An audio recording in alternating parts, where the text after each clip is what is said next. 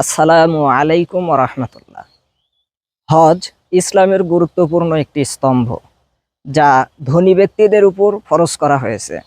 মহান আল্লাহ বলেন, ওয়ালিল্লাহি আলান নাসি হিজ্জুল বাইতি মানিস্তাতা ইলাইহি সাবিলা।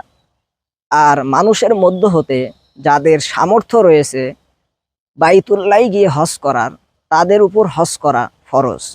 রাসূল সাল্লাল্লাহু আলাইহি ওয়াসাল্লাম বলেন, মান হাজ্জা, যে ব্যক্তি হজ করলো, ফালাম ইয়ারফুস ওয়ালাম ইয়াফসুক, এমনভাবে হজ করলো যাতে কোনো অশ্লীল কাজ এবং পাপাচারে লিপ্ত হলো না।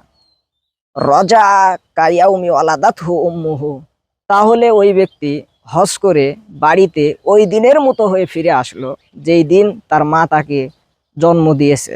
রাসূল সাল্লাল্লাহু আলাইহি ওয়াসাল্লাম আরো বলেন, ওয়াল হাজ্জুল মাবরুর লাইসা লাহু জাযাউন ইল্লাল জান্নাহ, কবুল হজের কোনো প্রতিদানই হতে পারে না জান্নাত ব্যতীত। অর্থাৎ হজ কবুল হলে বিনিময় সরাসরি জান্নাত। সংক্ষিপ্ত আলোচনায় আমরা বুঝতে পারলাম, হজ এমন একটি ইবাদত যার মাধ্যমে আল্লাহর সন্তুষ্টি অর্জন করা যায়, মানুষের পাপ ক্ষমা হয় এবং জান্নাত লাভ করা যায়। আল্লাহ সুবহানাহু ওয়া তাআলা আমাদেরকে হজ করার তৌফিক দান করুন। আমিন।